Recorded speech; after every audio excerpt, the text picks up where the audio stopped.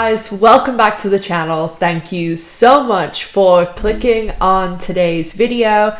And if this is your first video in the past week or so, you will notice there has been a tiny little change, and this channel is now called the L Word channel with Ash Silver. I know I talk about a few different things throughout the year, but let's be honest, 90%, maybe 95% of what I talk about is the L word and the L word Generation Q. So I figured, why not put what we do right on the name there. And also, I think I'm the only person on YouTube who exclusively talks about the L word and is like a channel dedicated to it, and it has like a person that shows their face and gives opinions and things like that. I know there's a few channels that do like summaries and episode reviews and funny moments and things, and they mostly just use clips from the show, although some of them do like a voiceover. And I got left a really nice comment the other day by Lisa, and she actually said, I really wish that your sort of channel was around when the original show was on. And I would have loved to do that. YouTube wasn't really like that when the original show was on, so I don't think there was anyone that did that. I mean, YouTube then was more like video clips and combinations and stuff. The whole influencer YouTube thing didn't really get going until about 10 years ago, I think. So, and also I was a baby gay then too, but I did love the L word. So make sure that you let everyone know this is where you want to come to get your L word news, opinions, thoughts, rants, professions of love to Jennifer Beals. It's all here. Speaking of merch, this week I've been posting on my stories on Instagram and Twitter mostly, I think 1 or 2 on Facebook, of every L word shirt I've worn this week. I don't know why I decided to do this. And I do have some new shirts coming because, as you guys know, I launched some pieces of merch. So go check those out over on my store. They really support the channel because, as I've spoken about before, being a lesbian creator, talking about a lesbian show, YouTube doesn't really support that sort of thing. And because it's not kid friendly, you know, you're restricted with a lot of like the advertisements and stuff. So whenever I upgrade things on the channel, I'm getting some streaming software, things like that. I'm hoping that the merch will be able to support the channel that way. During season 2, I'm definitely going to be wearing an L word shirt every single episode review. But I also have some samples ordered, and I am using those as giveaways on my channel. The main one going right now is for, you can pick any shirt that you want. The most popular shirt by far is the OG original cast list shirt. So if you want to be entered into that draw, make sure to become a subscriber and make sure to like this or any season 5 video and comment on this or any season 5 video. And I will announce the winner in, not next week, the week after, when I do episode 12. Don't forget that every Friday I also go live on the channel. It's usually about 7 p.m. UK time, 2 p.m. Eastern and 11 a.m. Pacific time. I do go live at other times. I'm doing Sunday today that I'm filming, and I'm also thinking of doing next week a late night stream so that it's better for people in America, as I know that's where at least like half of my audience is. So if you're interested in the late night stream UK time / be more 4 or 5 o'clock like Eastern Pacific time, let me know down in the comment section. And don't forget, if you follow Rosie O'Donnell, make sure to tell her that she needs to come on the channel for an interview. She is following me, and she did comment on one of my TikTok videos. I'll put it on the screen. And she basically said she would love to come on the channel, but she hasn't been on the L word yet. I was like, girl, I don't care, come. So I know she's supposed to be going to film the 18th, 19th, and that's basically like tomorrow and the next day. So she's going to be in LA filming when she comes back, I mean, she said she'd love to. So then it'll be even better when she's actually filmed the show and interacted with everyone and seen what's happening. And we got to get her on the show, guys. So come on, we can do it. Tell Rosie she needs to come on the channel and chat to Ash Silver. So with all of that out of the way, let's get on to our episode review of season 5, episode 10. I cannot believe we are here and we only have 10 episodes left of the L Word. So season 5, episode 10, life cycle. Or as a lot of people refer to this one, the cycling bike episode.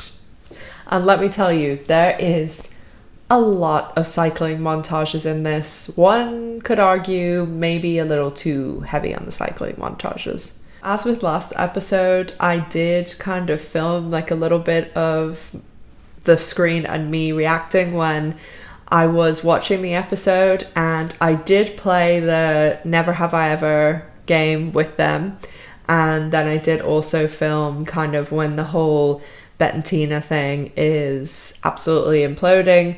And yeah, I mean, what are you gonna do?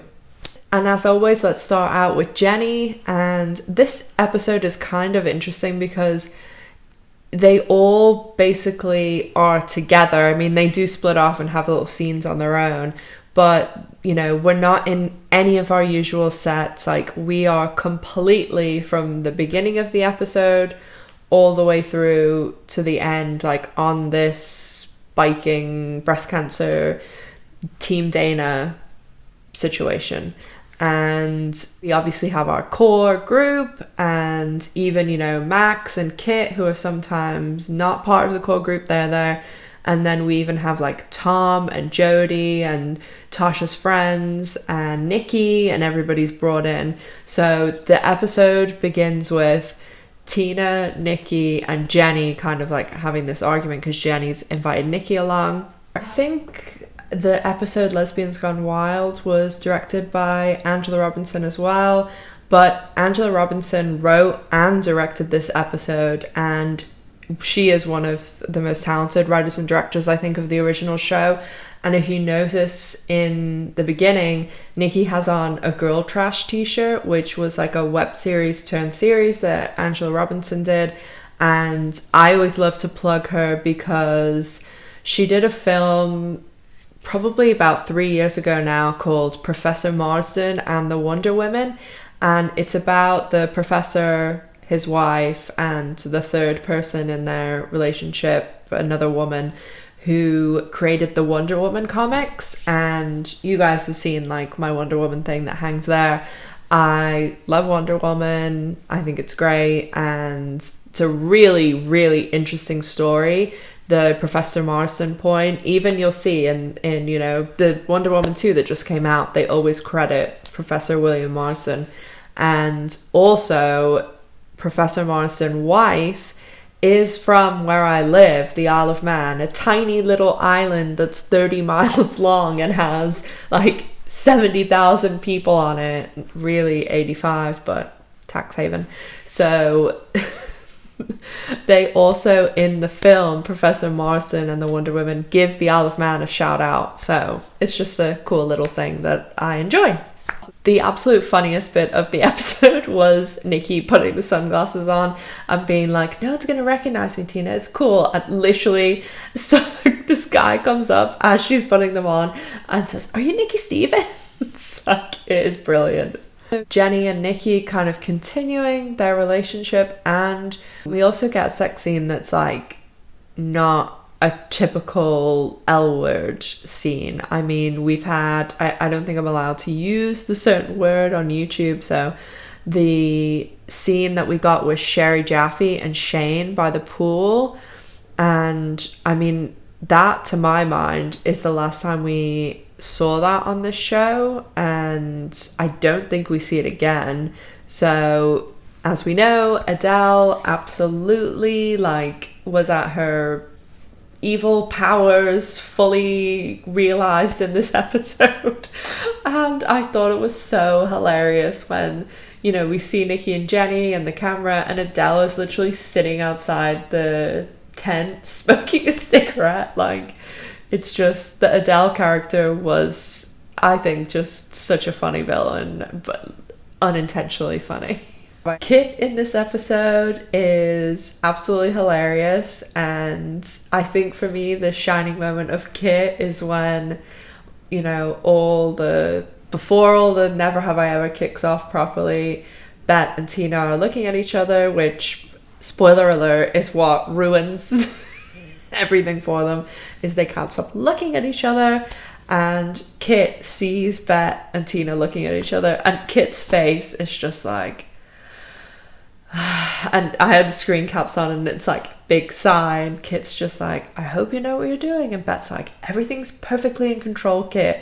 And then 2 minutes later, everything explodes, and Kit did so well in the end not to say, I fucking told you, Bette, I told you, because what a mess they created in this episode. Jane has Molly show up out of nowhere in the beginning of this episode, and they have like this exchange that, again, I found like unintentionally hilarious, when Molly and Shane are talking about the night that they had together, and Shane's like, we had terrible sex, and Molly's like, it was great for me.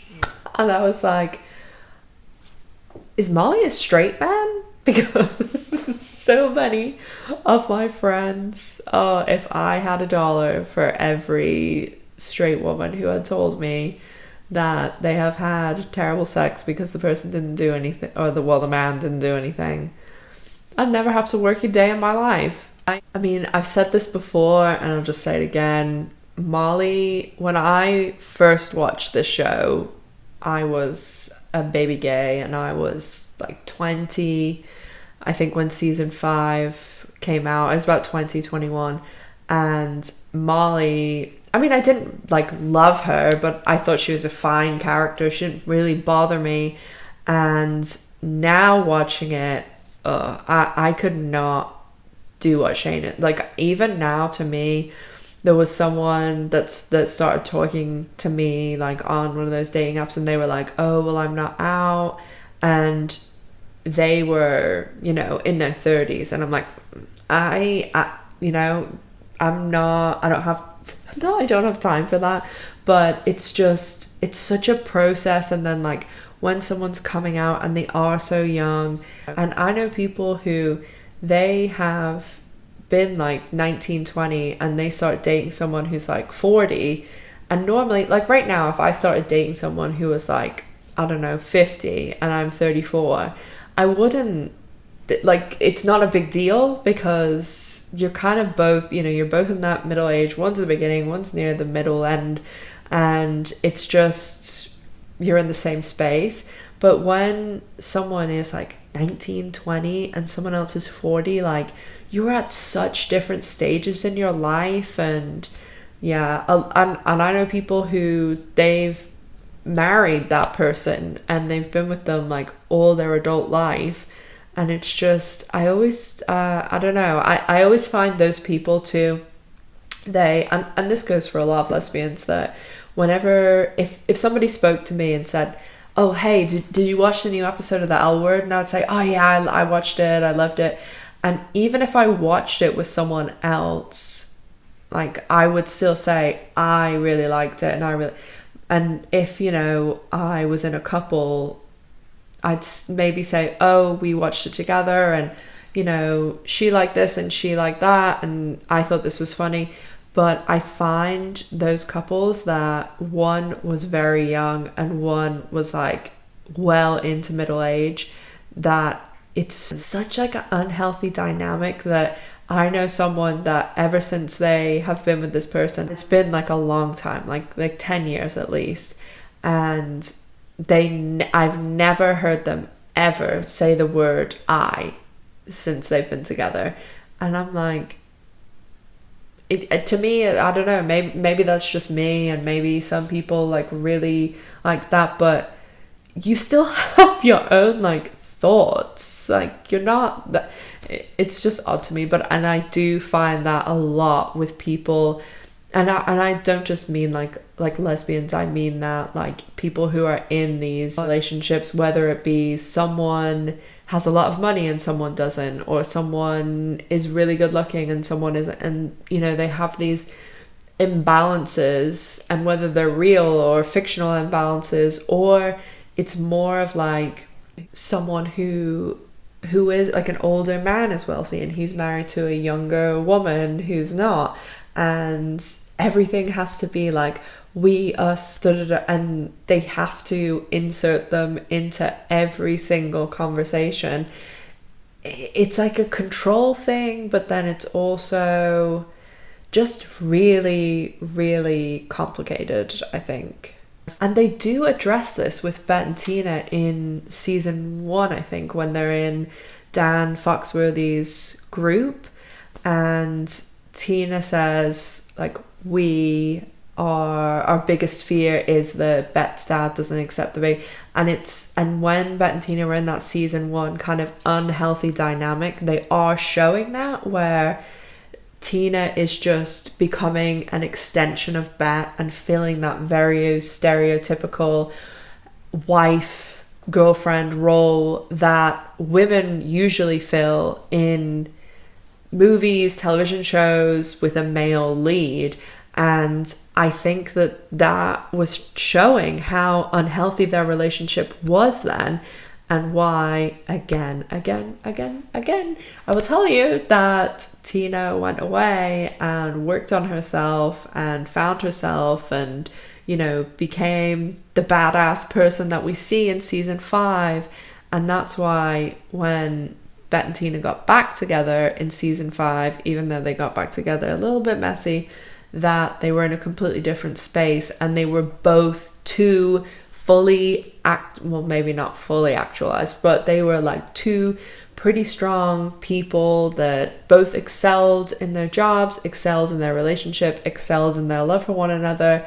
And it's why they don't use that type of language anymore with we think, we feel. Like, thinking and feeling is a solo experience. So by using this unhealthy we pronoun, it's not only like a control thing, but it's kind of giving up some of your autonomy. So I really, really like how they don't have them use that language in season 5 and season 6.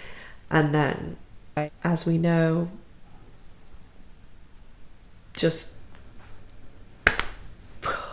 I'm not even good. See my re-reviews of episodes 6 and 7 of Tina's Return, where I talk about more why it did not make sense that Tina used this card of I needed to go find myself again, because girl already found herself. Can you tell I have a psych degree? So Max in this episode, you guys know what time it is. It is disclosure time. So if you haven't watched Disclosure on Netflix, what are you doing?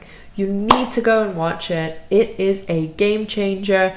And honestly, I think it was on Jamie Clayton's Twitter the other day, that she had a tweet up saying that Ryan Reynolds, when he watched it, has basically said very similar to what I've been saying, in that it's changed the way he looks at films.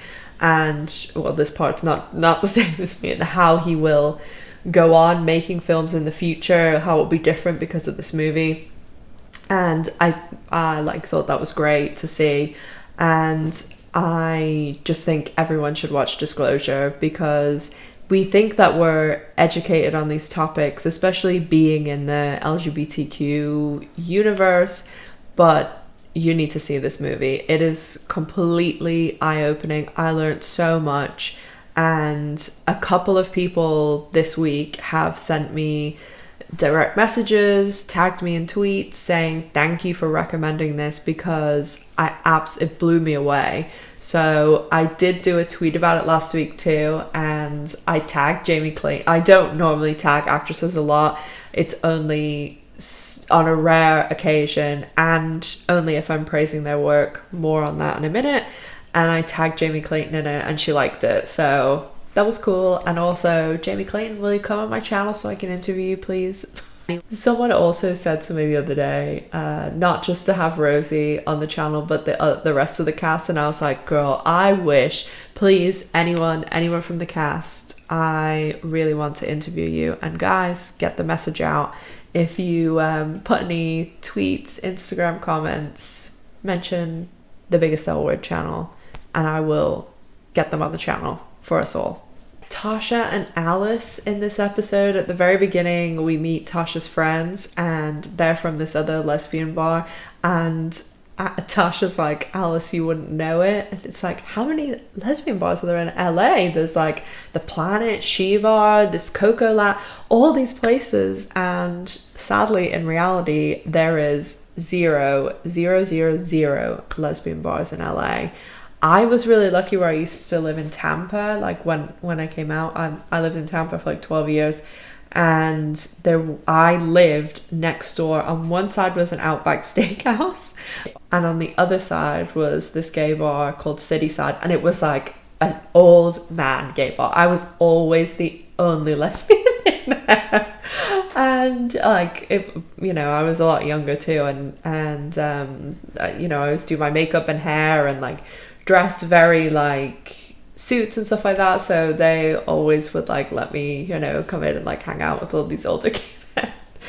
But there's also in downtown, there's like G Bar, that was like the most popular one to go to. Honey Pot, we had a Hamburgers Mary's, loads of places. And then we were really close to Orlando, and I haven't really talked about this on the channel, but I used to go to Pulse a lot, the nightclub in Orlando, and it was great having all these choices, especially because like Friday at one place would be girls' night, and then Saturday at another place, so you always had somewhere to go.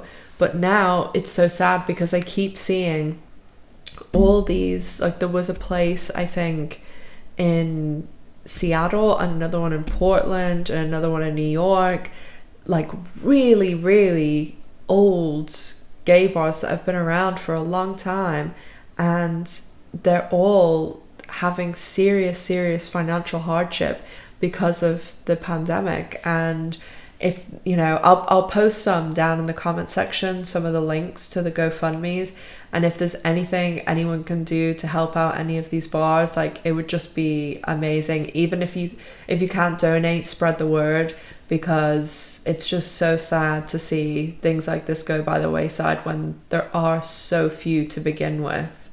So Tasha asks Alice to move in with her, and I thought the scene, like watching it now and having seen Gen Q, Tasha's asking Alice what does she want, and Alice said, well, maybe kids in the future, but not right now, and that she really likes this TV thing, that's what she wants. I mean, it's just so cool knowing like she not only got it, but now she has her own show, and how popular and how like, she worked really hard to get where she was, writing in season 1 when we first saw her in the OG, and then where she is now in Generation Q. And it's always so much harder to do it when you're a woman, and even harder when you're a member of the LGBTQ community. And obviously Alice is white, but it's even harder for someone who is a person of color. And it's just I just love seeing people succeed who deserve it and have worked hard for it. So I really enjoyed that little like scene with Alice saying that, and then just picturing her on the Alice show. And so we reach BETTE TINA and the final scene. So I'm gonna drop my playing of, well, they actually played and didn't even call it the right name. They actually played the game wrong, but that's beside the point. But my Never Have I Ever, in here, my friends and I used to play this all the time when we were in university, and we absolutely loved it.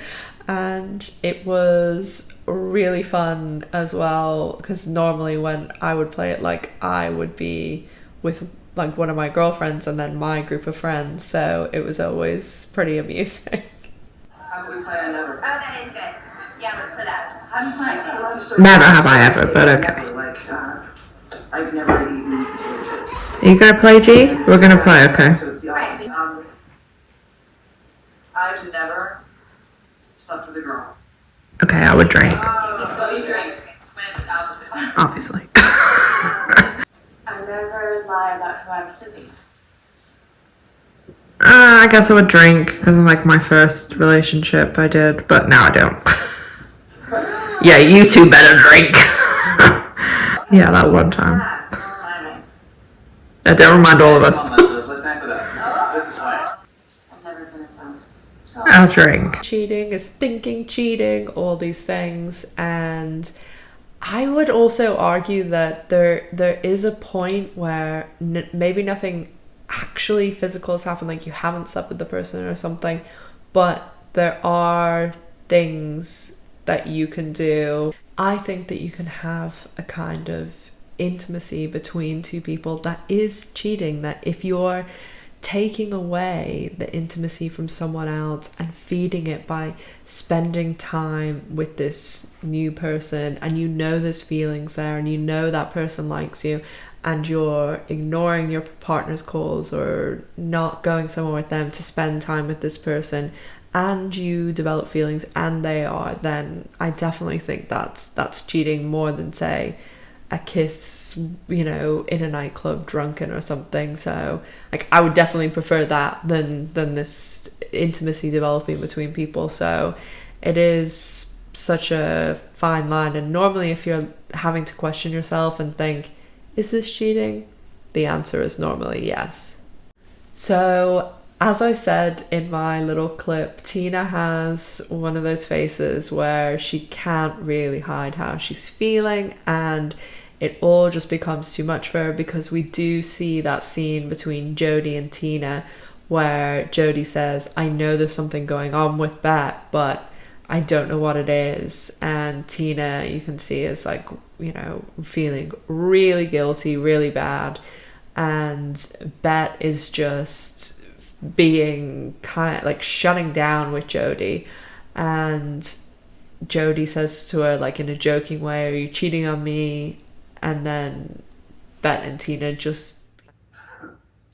Bette, what do you think? I don't know, I think it's a trap, and you can't really... Oh my god, it's such a non-answer. Alice. Bette, because she's a big old cheater. Alice. You know, who's got the next? Yeah, let's go to the next one.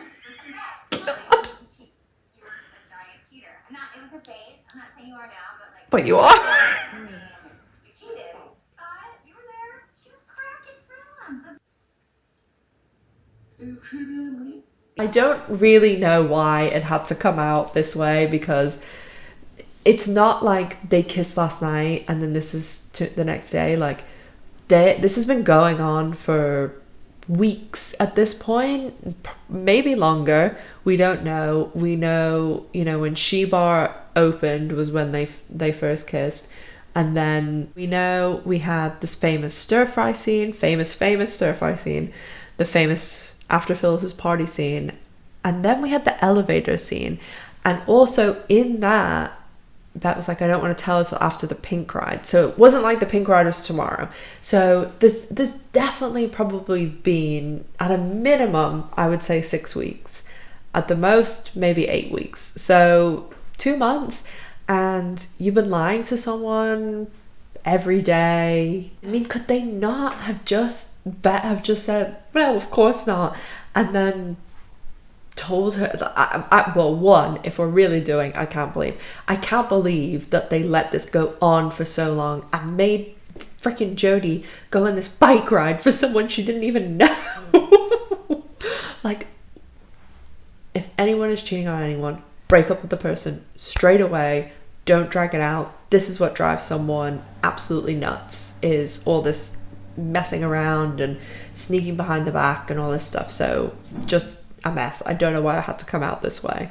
We do have the super cute, like, where they're cutting between Bette and Tina in their respective tents, and Tina's telling Alice and Shane, like, I've always loved Bette, and then Bette's telling Kit, like, I've always loved Tina, and it's super cute. And yeah, I mean, I'm not made of stone, okay? One other super cute scene is in the beginning when Bette like rides her bike up to Tina and is all serious, like, I need to tell you something. And she's like, you look really great in those pants. And then the very end of the episode is just everyone silently riding along in a biking montage. For my thoughts on this episode, I think there was a little too much biking montage. I would have preferred to see like the bit where Nikki has the camcorder and she's filming everyone. That to me actually looked like this is the cast hanging out. Like, this is Jennifer Beals and Laura Holloman and Kate and Leisha. This was not Alice, Shane, Bette and Tina. So I would have loved to have seen a bit more like that. I think it would have been like way more fun just than people like riding bikes. Like, I've seen people ride bikes before. Cool. And that's pretty much it for this episode, guys. I mean, good episode, not great, not one of my favorites. And generally when I'm doing a rewatch, most of the time I will skip like at least the first half of the episode, because I do like that they actually do remember who Dana is, because the point can be argued that Dana died. They had, you know, the episode where they go to the camp and stuff, and they have that one moment where they're listing like famous lesbian sports stars, and they don't even say Dana's name. They have like a silence, and you're supposed to infer, okay, they're all thinking of Dana, but they never mention her. They never talk about her, nothing. And that's why I really liked in Gen Q, you know, boom, first season, we got a Dana mention, nice. Like, it just, I mean, like, close family friends like that would, you know, it just, you would mention them.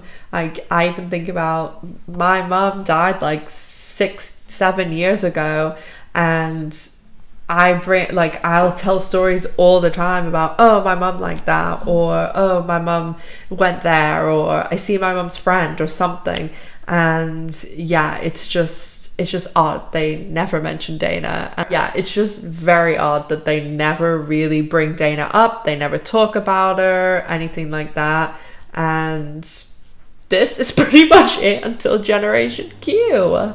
So as I said at the beginning, guys, let me know your thoughts down in the comment section down below. And if you comment, make sure you become a subscriber and you like the video so that you'll be entered into a draw to win one of many L Word shirts that are in my merch store.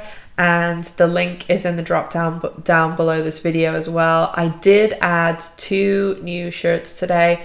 One is a throuple shirt. It just says Angie, Gigi, and Nat, like the cast shirt, but just the 3 of them. And then there's another one that is the Porter Kennard to be reunited soon family, and it says Bette and Tina and Angie. So I thought that was cute, and I thought some people might like it going into season 2.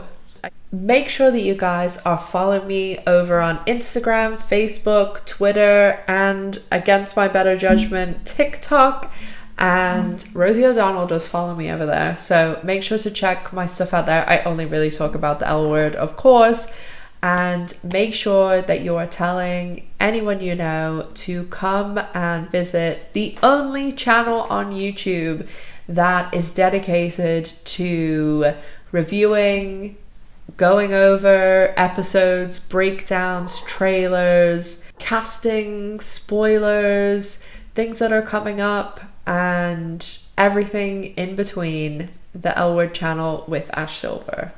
Make sure to check out my channel on when I'll next be going live so that you can join the live and ask any questions or tell me any thoughts you have in the live stream, and I, answer everything I can on there. And also, don't forget, if you enjoyed the video, to give it a like. As always, guys, thank you so much for watching. Let me know down in the comment section if there's any videos you would like to see on the channel before we get into the whole season 2 stuff. I'm really hoping that at least next month, February, that we are getting a trailer or even just a little tiny teaser clip, because they are still filming and they're really going like hard getting things done. So I just really hope that they're all staying safe and they aren't interrupted, because you guys know any news that I get, pictures, anything, I'll be the first to bring it to you. So make sure that you are keeping your eyes peeled for notifications from me, and just make sure that you're staying safe out there. I mean, everything is still a mess, so hopefully you're all taking care of yourselves, and I'll see you guys in my next video this week. So make sure to stay safe, take care of yourselves, and I'll see you in the next one. Bye guys.